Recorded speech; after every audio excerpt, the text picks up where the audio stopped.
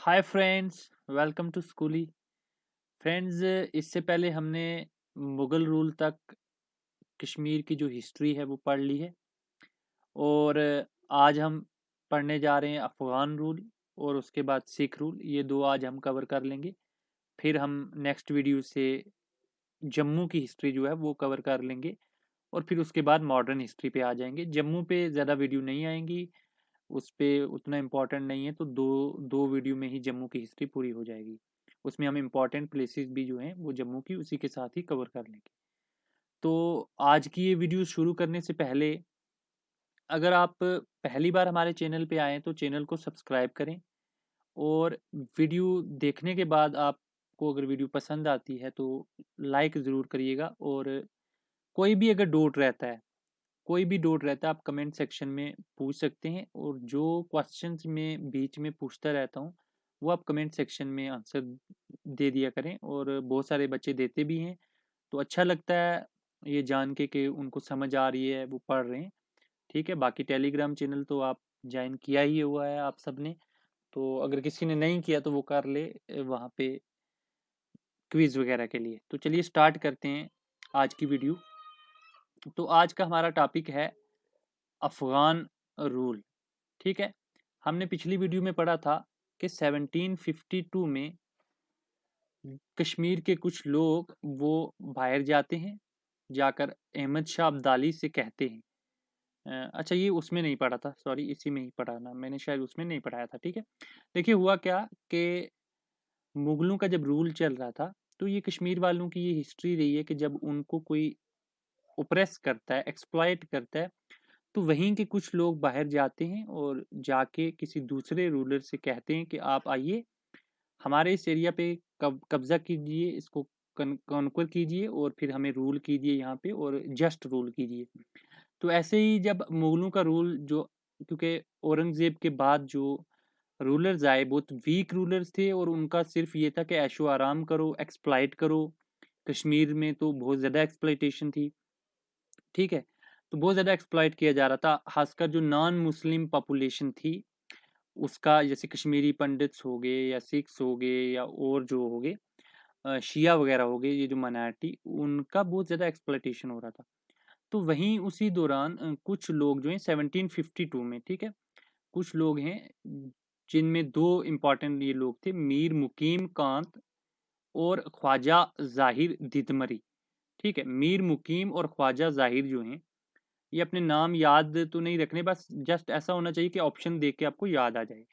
तो मीर मुकीम और ख्वाजा जाहिर या जहीर दिदमरी, ठीक है, ये जाते हैं और लाहौर तक उस वक्त अहमद शाह अब्दाली जो है वो आ चुका था। ठीक है, तो अहमद शाह अब्दाली अफगान का रूलर था, उससे रिक्वेस्ट करते हैं कि आप आइए कश्मीर पे कब्जा कीजिए। और यहाँ पे उन्होंने सोचा कि अफगान के रूलर हैं, आएंगे तो कम से कम मुगलों से शायद अच्छे निकलेंगे। तो अहमद शाह अब्दाली ने अपने एक चीफ को भेजा कश्मीर में, और उस चीफ का नाम था अब्दुल्ला खान अक्कासी। ठीक है, और इसने आके कश्मीर को कॉन्कर कर लिया।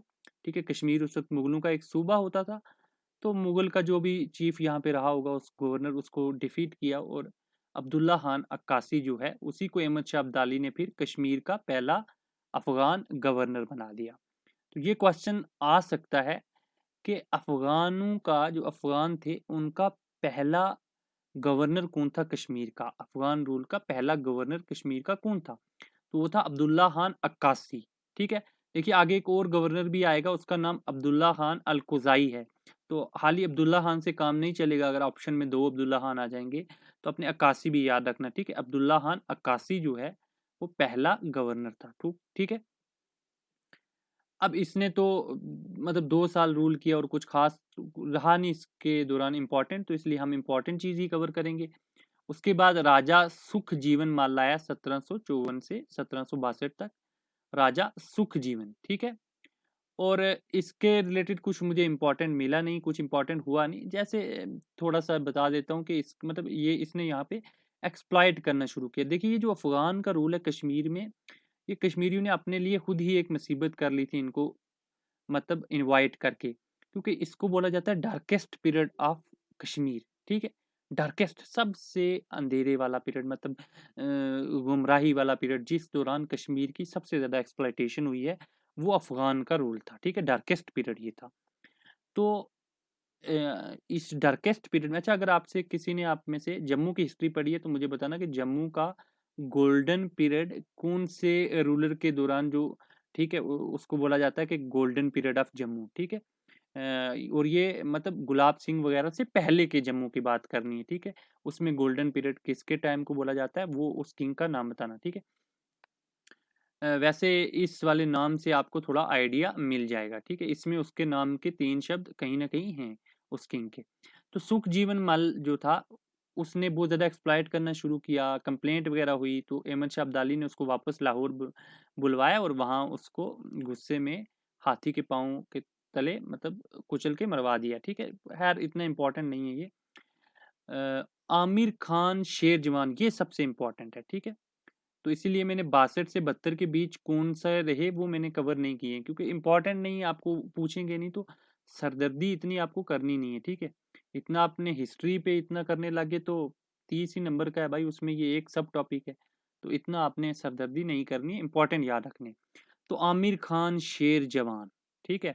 ये एक बहुत इम्पोर्टेंट रूलर था कश्मीर का, अफ़गान रूलर था, मतलब अफ़गान चीफ था या गवर्नर मान लीजिए। 1772 में और से 1776, 4 साल इसने रूल किया है। और इसने अब इसको क्यों इम्पोर्टेंट माना जाता है, क्योंकि जब इतने ज़्यादा हर कोई लूट रहा था तो इस बेचारे ने क्या किया, कुछ अच्छे काम किए। क्या किया? एक पुल बनवा दिया, ब्रिज। तो ब्रिज को आपको पता है वहाँ कदल ही बोलते हैं, जैसे ज़ैनुल आबिदीन ने ज़ैना कदल बनाया था, कश्मीरी में कदल बोलते हैं। तो इसने अपने नाम पे आमिर कदल बनवाया। तो पूछ सकते हैं आमिर कदल किसने बनवाया, ठीक है?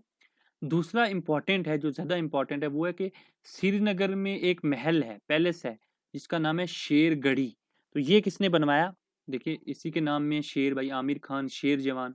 तो ये शेरगढ़ी महल जो है आमिर खान ने बनवाया, वो कौन था? अफ़गान था, ठीक है? फिर एक इसमें इम्पोर्टेंट आता है हाजी करीम दीन खान, ये इसी के बाद आया, ठीक है? और हाजी करीम दीन खान ने बहुत अच्छे-अच्छे काम किए हैं। इसने एक नया किस्म का टैक्स लगाया, ठीक है? उस टैक्स को बोलते हैं तराकी टैक्स। इससे पहले ये किसी ने नहीं लगवाया था, ये इसने अपना नया एक इन्वेंट किया, तराकी टैक्स या तराक टैक्स भी बोलते हैं, ठीक है? फिर इसके दौरान इसने क्या किया ना, किसी को माफ नहीं किया, जो नोबल्स होते थे उन पे भी टैक्स लगाया, उसको बोलते हैं नजराना, ठीक है? नोबल जो है उनको बोलते नजराना देना पड़ता था इस गवर्नर को, हाजी करीम दीन को, और उस नजराने को ज़र न्याज भी बोलते हैं, ठीक है? मतलब न्याज के तौर पे दे दो उसको, ठीक है? और दूसरा होता था ज़र अशखास। ज़र अशखास कौन देते थे?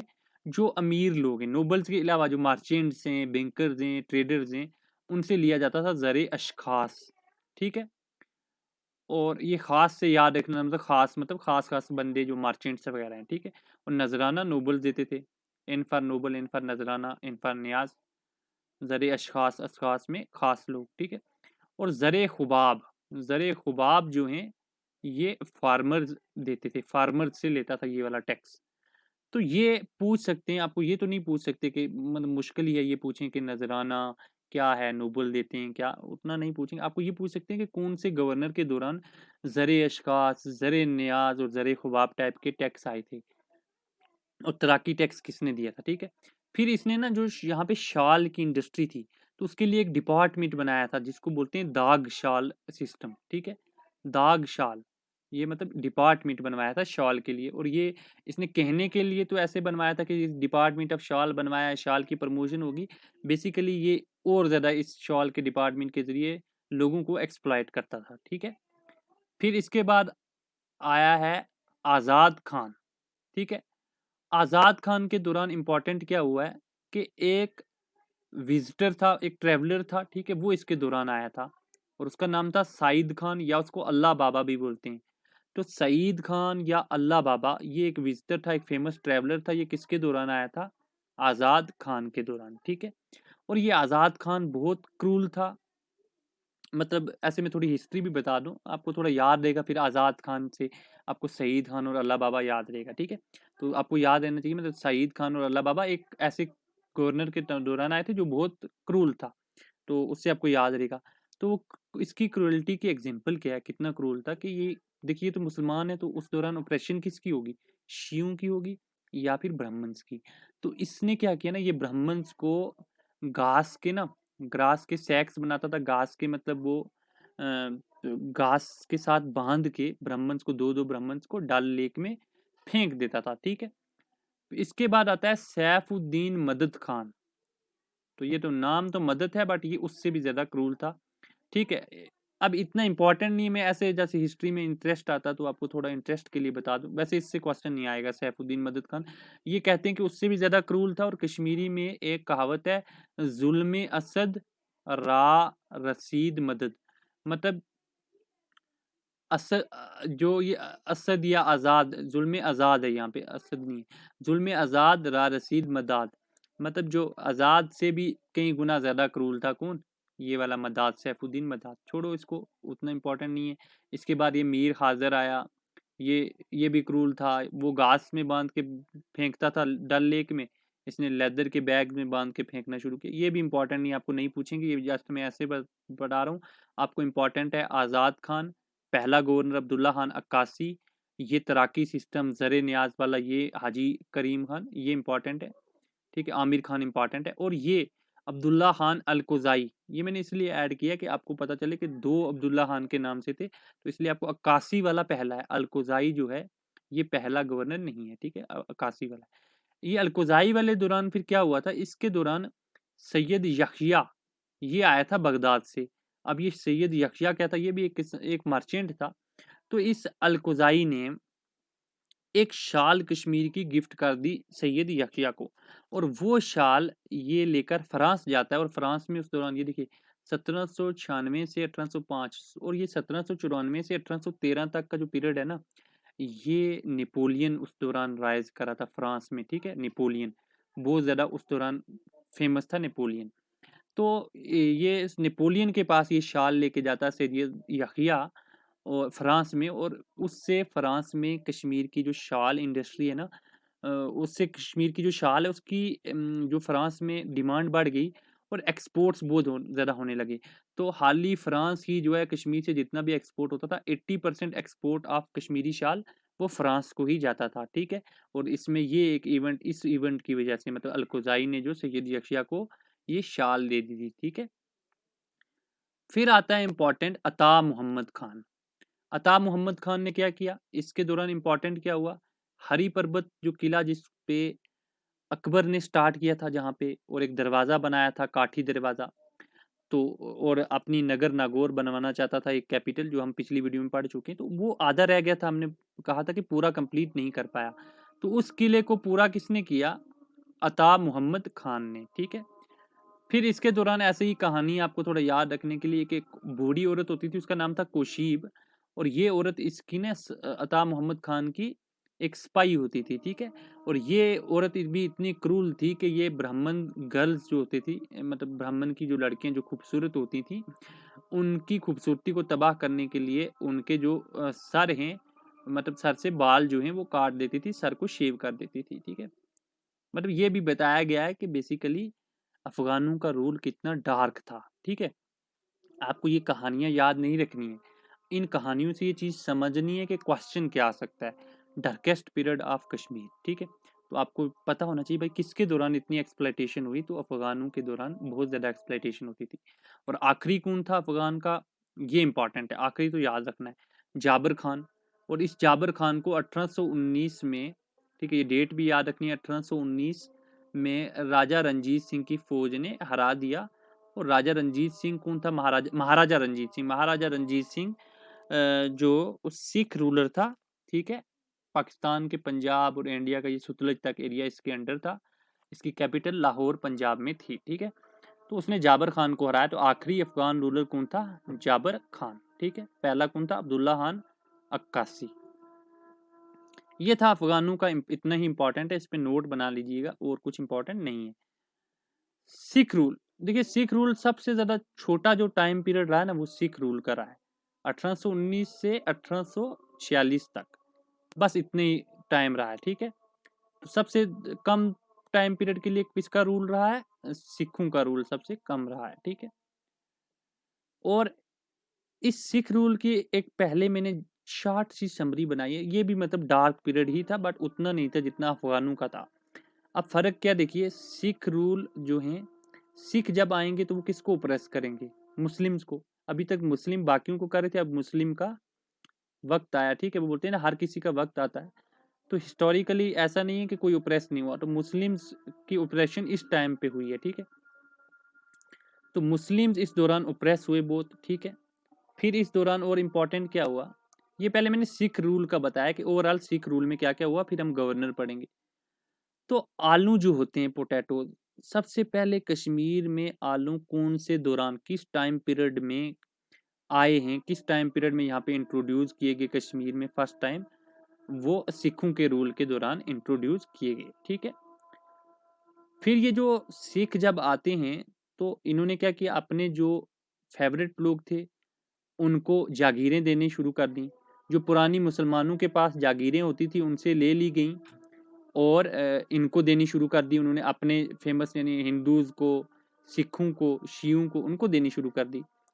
तो लेकिन एक इम्पॉर्टेंट चीज़ है कि जो मदद माश होता था, अच्छा ये मदद माश क्या होता है? मदद माश वो ज़मीन होती थी जो या तो पढ़े लिखे लोगों को, इंटेलेक्चुअल लोगों को, उनको दी जाती थी एज ए गिफ्ट के तौर पे, मतलब उनको दी जाती थी और उनसे रेवेन्यू नहीं लिया जाता था, रेवेन्यू फ्री लैंड होती थी। या ज़्यादातर रिलीजियस कोई इंस्टीट्यूशन, किसी टेम्पल को दे दी ये लैंड, किसी मॉस्क को दे दी, ठीक है, मस्जिद बनवाने के लिए, ठीक है, स्टेट दे देती थी। या फिर मान लीजिए किसी प्रीस्ट को दे दी, तो ठीक है। तो उससे पहले जो रूलर्स होते थे अफगानों ने या मुगलों के दौरान जो मदद माश दी गई थी, इन्होंने वो कन्फर्म कर दी, मतलब उसको वापस नहीं लिया, जिस जिसको मिली हुई थी वैसे ही रखी। इसको हिंदी में जो हिंदू रूलर्स हैं वो धर्मार्थ ग्रांट भी बोलते हैं, ठीक है। तो ये मतलब मदद माश बोल रहे हैं, धर्मार्थ ग्रांट क्या होती हैं? जो धर्म के पुजारियों को, मतलब प्रीस्ट वगैरह को दी जाती हैं। तो इन्होंने जो ऑलरेडी दी हुई थी उनको कैंसिल नहीं किया, बल्कि कंफर्म कर दिया, ठीक है, एक्सेप्ट कर लिया। और इसके साथ ही साथ इस इन्होंने क्या किया, खुद भी बहुत सारी फ्रेश ग्रांट्स जो हैं दी, प्रीस्ट को दी, टेम्पल्स वगैरह को दी, ठीक है। इनके दौरान सोशल इवल्स कुछ बहुत सारे आगे थे सिखों के दौरान, ठीक है। मतलब ये मुख्तसर सा देखो, ये इनका टाइम पीरियड है 1819 से 1846 में। इसमें क्या क्या यहाँ पे फितने हो रहे हैं? औरतों की ट्रैफिकिंग शुरू होगी, ठीक है। बच्चों की सेल और खासकर लड़कियों की सेल यहाँ पे बहुत शुरू हो गई थी। और प्रोस्टिट्यूशन जो है वो यहाँ पे इंस्टीट्यूशनलाइज्ड हो गया, मतलब लीगल हो गया, ठीक है। इस दौरान प्रोस्टिट्यूशन के जो अड्डे थे वो लीगल हो गए थे, ठीक है। फिर इन्होंने क्या किया, अगर कोई शादी करता है तो उस पर भी टैक्स इंट्रोड्यूस किया। तो ये क्वेश्चन आ सकता है कि शादी पे टैक्स, या कोई तलाक देता है, डाइवोर्स देता है, तो उस पे टैक्स किसके दौरान हुए, ठीक है? सिखों के, अफगान के, मुगलों के? तो सिखों का याद रखना कि सिख रूलर्स के दौरान। सती, मुसलमान देखिए उन्होंने सती को बैन कर दिया था। सती प्रथा क्या होता है आपको पता है? पता ही होता है सब लोगों को। सती एक्चुअली उस औरत को कहा जाता है जो, जिसका घर वाला अगर मर जाए, तो हिंदुइज्म में ऐसा होता है, और खासकर हिंदुइज्म में भी अपर कास्ट यानी ब्राह्मण वाली औरतों में, तो उनका अगर घर वाला मर जाए, तो क्योंकि सात सात जन्म साथ निभाने की कस्में खाई होती हैं, तो उन उनको क्या, उनको जो अपना घर वाले की चिता पे जिंदा जलना पड़ता था, ठीक है। जिंदा वो जल जाती थी या खुद, या उनको फोर्स किया जाता था, ठीक है। तो ये जो सती सिस्टम है इसको मुसलमानों ने बैन कर दिया था, मुगलों ने बैन कर दिया था, मुगलों ने भी। और यहाँ पे मतलब उससे पहले अफगानों के दौरान भी बैन था, ठीक है। कश्मीर में जो बाकी रूलर्स थे शाह मीरी के बाद, उन्होंने भी बैन किया था, ठीक है। तो ये वाला सिस्टम रिवाइव कर दिया इन्होंने, फिर चालू कर दिया, ठीक है। फिर खाना दामादी इस दौरान स्टार्ट हुआ है। खाना दामादी क्या होता है? दामाद से आपको याद आएगा दामाद, ठीक है। दामाद हो गया सन इन लॉ। खाना दामादी क्या होता है कि इसमें ये ऐसा सिस्टम था कि देखिए, अगर कोई लड़का किसी लड़की से शादी करता, तो मतलब वो घर जमाई वाला सिस्टम था ये, कि लड़की अपना घर छोड़ के लड़के के घर नहीं जाती थी, लड़का अपना घर छोड़ के लड़की के घर जाता था और लड़की के बाप को सर्व करता था, मतलब उनके घर जाके एक किस्म का एज ए नौकर की तरह रहता था, एज ए सर्वेंट की तरह, कि उनकी सर्विस करनी है, उनकी जमीन में हल जोतना है, ठीक है। तो ये खाना दामादी, ठीक है, कि लड़की नहीं छोड़ के जाती थी, दामाद भाई आपके घर आ गया, आपके खाने में आ गया। तो घर जमाई वाला सिस्टम यहाँ पे इनके दौरान हुआ है, ठीक है। अच्छा, एक ये देखिए, इन्होंने मुस्लिम्स को प्रेस किया, ठीक है, हिंदू रूलर को मतलब हिंदुइज्म को प्रमोट किया, सिखिज्म को भी प्रमोट किया, लेकिन गुरमुखी ये जो स्क्रिप्ट है सिखिज्म की, इनके लिए कोई पॉजिटिव एफर्ट इन्होंने नहीं लिया, ठीक है। तो इस पे तो क्वेश्चन बिल्कुल नहीं आएगा, 100% नहीं आएगा क्वेश्चन इस पे, ठीक है। लेकिन मैं ये क्यों पढ़ा रहा हूँ, क्योंकि ज़रूरी नहीं है आप एग्जाम के ही लिए पढ़ो, कुछ चीज़ें आपको कहीं और काम आएंगी, और ऐसे भी हिस्ट्री आपको पता होनी चाहिए, ठीक है। ताकि आजकल के दौर में जब हिस्ट्री को रीराइट करने की कोशिश की जा रही है, ठीक है। देखिए हिस्ट्री क्या है ना, आज अगर आप किसी भी मुस्लिम से पूछोगे कि मुस्लिम ने ऑपरेशन की, तो वो एक्सेप्ट नहीं करेगा, और हिंदू से पूछोगे तो वो बोलेंगे हाँ मुस्लिम्स तो हमेशा ही ऑपरेस करते रहे, ठीक है। तो इसी तरीके से सिख से पूछोगे तो वो उनके व्यूज होंगे। तो देखिए हिस्ट्री ना तो मुस्लिम ने लिखी है, ना हिंदू ने, ना किसी ने। तो इसमें देखिए हमें ये इन्फॉर्मेशन पता होनी चाहिए, हम लोगों की बातों में ना आए। जैसे हमने खुद पढ़ा है कि अफगान मुस्लिम थे भाई, करते थे वो, पंडित की एक्सप्लॉइटेशन होती थी, और ऐसी हिस्ट्री में लिखा है तो होती थी, इसमें कुछ दो राय नहीं। सिखों के दौरान मुस्लिम की ऑपरेशन हुई, होती थी, ठीक है। जैनुल आबिदीन के दौरान नहीं हुई तो नहीं होती थी। बट ये चीजें आप याद रखिए कि हिस्ट्री को रीराइट कर मतलब करने की जरूरत नहीं है, और हिस्ट्री में जो हो गया सो हो गया। हमें एक बेहतर समाज बनाने की कोशिश करनी है, और हमें पता होना चाहिए कि मतलब ऐसा नहीं है कि हिस्ट्री में हमेशा कोई एक ओप्रेसर रहा है, ठीक है। जिन जिन को टाइम मिला, जिन रूलर्स को जब उनका रूल आया, तो उन्होंने दूसरों को ओप्रेस किया है हमेशा, ठीक है। खैर इन बातों को छोड़िए और आगे हम चलते हैं कि इस मुख्तसर दौर में भी सिखों के टोटल 10 गवर्नर्स आए, ठीक है।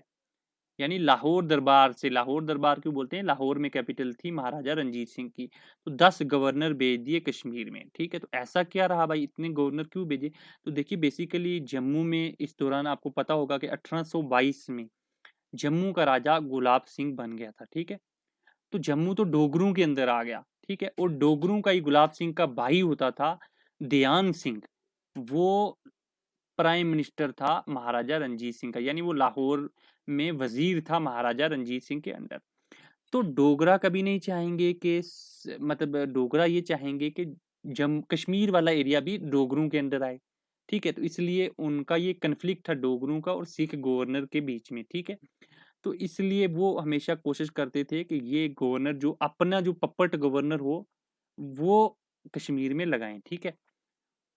तो इस वजह से बहुत सारे फिर उन्होंने वापस मतलब कान भरने शुरू कर दिए। खैर हम पढ़ते हैं। आप ये इस पे क्वेश्चन आएगा आपको, लॉन्गेस्ट सर्विंग गवर्नर, सबसे ज्यादा इन गवर्नर में से सबसे ज्यादा किसने सर्व किया, सबसे ज्यादा देर तक कौन रहा, 7 साल तक सबसे ज्यादा रहा कर्नल मिहान सिंह, ठीक है। तो कर्नल मिहान सिंह जो है ये सबसे ज्यादा लॉन्गेस्ट सर्विंग था, ठीक है। ये सबसे ज्यादा 7 साल तक इसने रूल किया कश्मीर पे। पहला गवर्नर कौन था? पहला था दीवान मोतीराम। तो इस पे क्वेश्चन आ सकता है 100% कि सिखों का पहला गवर्नर कौन था कश्मीर में? दीवान मोतीराम। अब दीवान मोतीराम के दौरान इंपॉर्टेंट क्या हुआ है, देखिए जो काऊ का स्लाटर होता था, ठीक है, गाय का, वो बैन कर दिया इसने। तो जाहिर सी बात है मुस्लिम की ऑपरेशन चल रही है, तो वो बैन होगा, और हिंदुइज्म को मतलब प्रमोट किया जा रहा है, और सिखिज्म को, तो काऊ स्लाटर बैन किया। पब्लिक आजान जो होती थी वो बैन, मतलब आजान मस्जिद में देना बैन हो गया। जुम्मे की नमाज जो थी जामा मस्जिद में, वो भी दीवान मोतीराम के दौरान जामा मस्जिद श्रीनगर में जुम्मे की नमाज पढ़ने नहीं दी जाती थी। फिर दीवान मोतीराम के दौरान कॉलरा की बीमारी बहुत फैली, ठीक है। तो ये याद रखना कि कॉलरा की बीमारी जो है किसके दौरान फैली थी, ये महामारी दीवान मोतीराम, और आगे इसका बेटा आएगा दीवान किरपन राम, उसके दौरान भी कॉलरा आई थी। तो मतलब बाप बेटे दोनों के दौरान। फिर इसके बाद देखिए ये 1819 से 1 साल इसने रूल किया है दीवान मोतीराम ने, और इसको वापस बुला दिया कि इसने मतलब रिजाइन कर दिया। और 1820 में ये आया, और दीवान मोतीराम आगे दोबारा आएगा। तो 1820 में हरि सिंह नलवा आ गया। हरि सिंह नलवा ने क्या किया इंपॉर्टेंट, बेगार सिस्टम जो था, जो बॉन्डेड लेबर सिस्टम था, जिसमें लोगों को किंग के लिए फ्री में काम करना पड़ता था महीने में तकरीबन 7-8 दिन, जिसको कोरवी कोडवी भी बोलते हैं, CORWEE।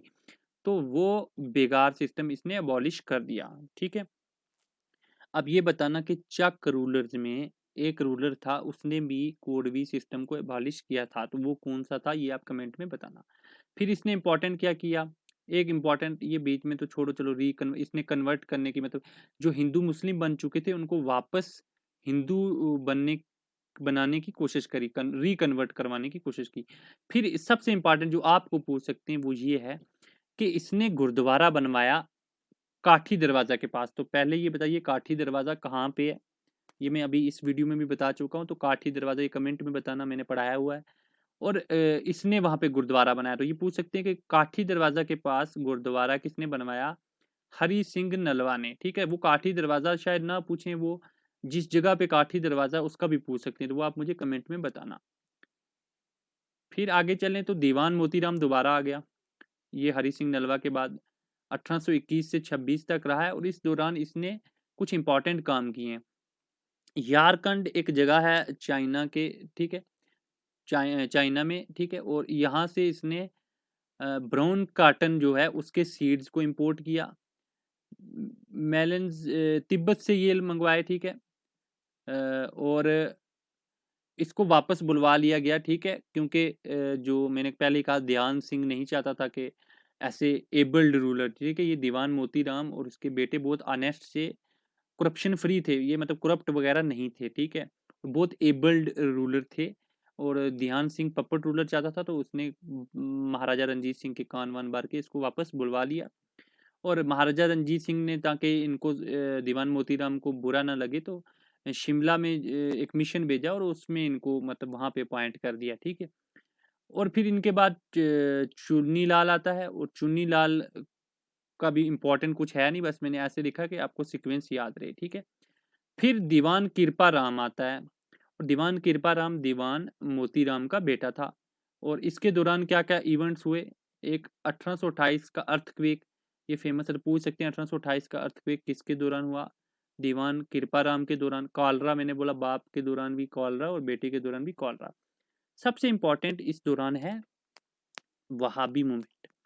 देखिए वहाबी मूवमेंट इंडिया में चली थी, और मुस्लिम्स ने, हालांकि ये बाद में वहाबी मूवमेंट ब्रिटिश के खिलाफ हो गई थी। शुरू में वहाबी मूवमेंट जो चली थी ये सिखों के खिलाफ चली थी, मुस्लिम्स की, ठीक है। सैयद अहमद बरेलवी ये यूपी के थे, इन्होंने मतलब ये मूवमेंट के लीडर थे, और ये मूवमेंट चलाई, और इनसे इन्फ्लुएंस होके कश्मीर में बम्बाज एंड कक्काज, ये कुछ ट्राइब्स थे, इन्होंने रेबल कर दिया, ठीक है। तो ये रिबेलियन स्टार्ट हुई, किसके दौरान स्टार्ट हुई? ये दीवान किरपा राम के दौरान स्टार्ट हुई, ये इंपॉर्टेंट है, ठीक है। फिर सॉरी, हाँ इस, एक सेकंड, तो इसके बाद आते हैं बमा सिंह अरदाली। 1831 एक ही साल आए, तो इनके दौरान कुछ खास हुआ नहीं, सुन्नी शिया कन्फ्लिक्ट चल रहा था। प्रिंस शेर सिंह, तो प्रिंस क्यों बोलते हैं भाई? ये महाराजा रंजीत सिंह का लड़का था, ठीक है, सन। तो उनको अपॉइंट किया उसने गवर्नर, ठीक है। इनको उतना ज़्यादा इंटरेस्ट था नहीं, तो इनके दौरान फैमाइन वगैरह चला, ठीक है, मतलब सूखा कहत पड़ गया, खाने वाने को लोगों के पास कुछ नहीं था। और इनकी मदद हेल्प के लिए रंजीत सिंह ने, महाराजा रंजीत सिंह ने कुछ रेवेन्यू ऑफिसर भेजे थे, एक हिंदू, एक मुस्लिम और सिख, ऐसे भेजे थे। तो वो मतलब जस्ट कभी अगर पूछ लें, बट मुझे नहीं लगता इससे पूछेंगे। तो फिर मिहान सिंह, कर्नल मिहान सिंह आए, तो सबसे इंपॉर्टेंट अगर मुझे लगता है तो मिहान सिंह से क्वेश्चन आ सकता है। सबसे ज़्यादा, मैंने बोला पहले ही, मैं शुरू में बता चुका हूँ, सबसे लॉन्गेस्ट सर्विंग कौन सा गवर्नर था? मिहान सिंह। इसने क्या किया? एग्रीकल्चर के लिए बहुत काम किया, यानी जो टैक्स वगैरह, ड्यूटीज़ वगैरह ली जाती थी फार्मर्स से ग्रेन्स के ऊपर, यानी राइस व्हीट वगैरह के ऊपर, वो एबॉलिश कर दी। इन्होंने पंजाब से भाई आला क्वालिटी के, हाई क्वालिटी के ग्रेन्स मंगवाए, ठीक है। लोगों को, फार्मर्स को तकावी लोन्स दिए। तकावी लोन्स क्या होते हैं? एग्रीकल्चर में कुछ काम करने के लिए जो लोन्स दिए जाते हैं उनको बोलते हैं तकावी लोन्स। तो लोन्स दिए। शाल की फैक्ट्री को प्रमोट किया, क्योंकि जो शाल के फैक्ट्री के ओनर्स थे उन पे टैक्स कम कर दिया। सराय बनवाई बहुत सारी। सराय क्यों बनवाई जाती थी? ताकि जो ट्रैवलर लोग हैं वो रात को आराम कर सके। सबसे इम्पोर्टेंट ये है गलवान वाला। ये आज की गलवान वैली नहीं, गलवान एक शख्स था और उसके फॉलोवर्स को गलवान्स बोला जाता है।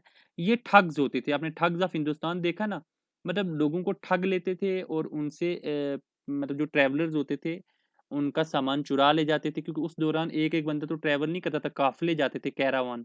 तो उनको ये क्या करते थे, लूट लेते थे। तो मिहान सिंह ने भाई इनकी जो इनको सप्रेस किया, गलवान ये जो ठग्स थे इनसे छुटकारा दिलवाया, ठीक है। और इसने फिर इंपॉर्टेंट क्या किया, बसंत बाग कश्मीर में है वो बनवाया किसने, मिहान सिंह ने। और तारीख कश्मीर एक किताब है, उस डॉक्यूमेंट है इंपॉर्टेंट हिस्टोरिकल, इसके दौरान कंपाइल की गई, ठीक है। फिर इनके बाद शेख, देखिए ये इंपॉर्टेंट है, ये ऊपर वाला मिहान सिंह याद कर लेना। और शेख गुलाम मोइनुद्दीन आया, ठीक है। तो पहली बात है, एक मुस्लिम आ गया आप गवर्नर, ठीक है। तो पहला मुस्लिम गवर्नर कौन सा आया सिखों के दौरान, शेख गुलाम मोइनुद्दीन। तो इसने आते ही क्या किया भाई, जामा मस्जिद को ओपन कर दिया। और दो इसने बाग बनवाए, शेख बाग, शेख गुलाम मोइनुद्दीन ने शेख बाग बनवाया, और मुंशी बाग। तो शेख बाग और मुंशी बाग किसने बनवाए, शेख गुलाम मोइनुद्दीन ने। और बसंत बाग बनवाया कर्नल मिहान सिंह ने। अब इसका एक और इम्पॉर्टेंट है कि जो हमजा मखदूम हैं, शेख हमजा मखदूम, उनकी जो खानका है उसके उसी में ही इनको भी, शेख मोइनुद्दीन को भी दफनाया गया है, ठीक है। शेख गुलाम मोइनुद्दीन। अब आपसे मेरा सवाल ये है कि शेख हमजा मखदूम की खानका कहाँ पे है। तो इसका जवाब भी कमेंट में बताना। ये मैं ऑलरेडी पढ़ा चुका हूँ, हिस्ट्री की वीडियो में भी पढ़ा चुका हूँ और इम्पॉर्टेंट टूरिस्ट डेस्टिनेशन में। अच्छा, एक और इम्पॉर्टेंट बनाना, शेख हमजा मखदूम को सुल्तान भी बोला जाता है और एक और बोला जाता था, एक और टाइटल था इनका, तो वो टाइटल भी आप बताना।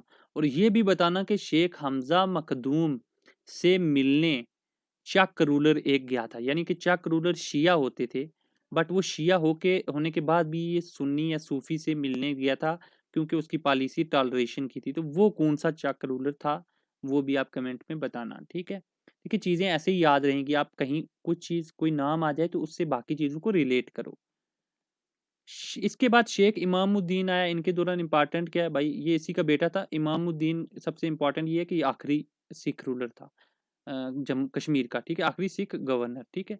1845 से 46 तक। तो 46 में तो अमृतसर की ट्रीटी हो गई और कश्मीर पूरा चला गया गुलाब सिंह के पास, ठीक है। तो शेख इमामुद्दीन जो थे ये आखिरी सिख गवर्नर थे कश्मीर के। जब गुलाब सिंह के साथ, देखिए जब पहली वार होती है, पहली जंग होती है सिखों की और अंग्रेजों की, एंग्लो सिख, एंग्लो हो गए मतलब अंग्रेज, सिख, सिखों की एंग्लो सिख वार पहली, ठीक है। 1846 में वो खत्म हो जाती है, सिख हार जाते हैं। सिखों पे उस वक्त लाहौर ट्रीटी पहले होती है, ठीक है। ये चीजें मैं बाद में भी बताऊंगा, आज ऐसे बता देता हूँ। लाहौर ट्रीटी होती है, लाहौर ट्रीटी में सिखों को बोला जाता है कि भाई उनसे बहुत सारा एरिया जो है ना उनका वो कब्जे में कर लिया जाता है, और 1 करोड़ तक रुपए मांगे जाते हैं, वो नहीं पे कर पाते हैं। तो क्योंकि उतना ज्यादा उनके पास नहीं होता, तो फिर अंग्रेज क्या कहते हैं, गुलाब सिंह कहता है भाई पैसे मैं दूंगा, आप क्या कीजिए, कश्मीर मुझे दे दीजिए। तो गुलाब सिंह और अंग्रेजों के बीच एक ट्रीटी होती है, ट्रीटी ऑफ अमृतसर, ठीक है। 16 मार्च 1846 को ये ट्रीटी साइन होती है। इसमें 10 आर्टिकल से, और गुलाब सिंह को 75 लाख, ठीक है, 75 लाख उस वक्त की जो करेंसी होती थी, मुझे उसका नाम अभी याद नहीं आ रहा है, ठीक है, पता नहीं कैसी शाही करेंसी होती थी कुछ, तो वो उसमें कश्मीर जो है गुलाब सिंह को दे दिया जाता है, ठीक है। तो मतलब सिखों से अब लेके अंग्रेजों ने डोगरों को कश्मीर बेच दिया, ठीक है। 75 लाख में 50 लाख एडवांस में दे दिए, 25 लाख बाद में। और अब जो ये शेख इमामुद्दीन है भाई, ये तो इन्होंने बोल दिया भाई मैं नहीं कश्मीर शश्मीर देता, मैं तो दूंगा नहीं, तो इन्होंने रिफ्यूज कर दिया। तो गुलाब सिंह ने खुद तो नहीं कवर कर पाए, गुलाब सिंह ने अंग्रेजों से शिकायत की भाई ये तो मुझे दे नहीं रहा।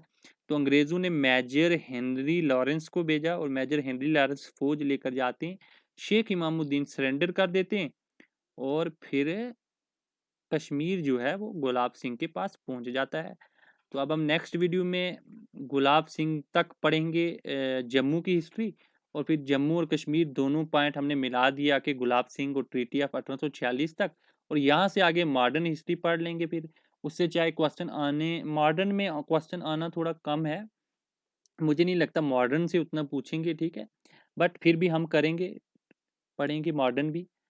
और देखिए अब इसका क्या इंपॉर्टेंट है, इसके जो वालिद साहब थे, जो इसके फादर थे शेख मोयुद्दीन, वो तो शेख हमजा मखदूम की खानका में है कश्मीर में, ठीक है। वो कहाँ पे मैंने पूछा आपसे, और ये जो शेख इमामुद्दीन है, ये भी भाई एक फेमस सूफी था लाहौर में, उनकी टॉम्ब में ही इनको भी दफनाया गया है, ठीक है। तो ये भी एक सूफी के टॉम्ब है। वो सूफी कौन से थे? सूफी दाता गंज बख्श, ठीक है। तो ये चिश्तिया आर्डर से आते हैं शायद, और इनकी जहाँ तक मुझे लगता है दाता गंज बख्श को सिख जो हैं वो भी बहुत ज़्यादा इनको सैक्रेड मानते हैं। और इनकी शायद, इनकी जो मुझे क्लियर नहीं है, बट शायद गुरु ग्रंथ साहिब में इनकी जो मतलब सेइंग्स हैं वो भी शायद हैं। अभी क्लियर नहीं है मुझे इसका, बट आप ये याद रख लेना कि शेख इमामुद्दीन आखिरी था, ठीक है। इसने रिफ्यूज़ किया था गुलाब सिंह को देने से। हेनरी लॉरेंस आए थे, और फिर इनको भी ये खुद दफनाया हुआ कहाँ पे है? दाता गंज बख्श के टॉम्ब में, पाकिस्तान में, लाहौर में, ठीक है। तो इतना काफ़ी है। नेक्स्ट वीडियो में हम हिस्ट्री ऑफ जम्मू पढ़ेंगे, हिस्ट्री ऑफ कश्मीर, और उसमें इंपॉर्टेंट प्लेसेस हमने सब पढ़ लिए हैं, ठीक है। अब हिस्ट्री ऑफ कश्मीर पढ़ेंगे, और बाकी जो है चीज़ें क्लियर करेंगे। इकोनॉमिक्स पे भी वीडियो मेरी कल तक आ जाएगी। तो शुक्रिया, आज के लिए इतना ही काफ़ी है।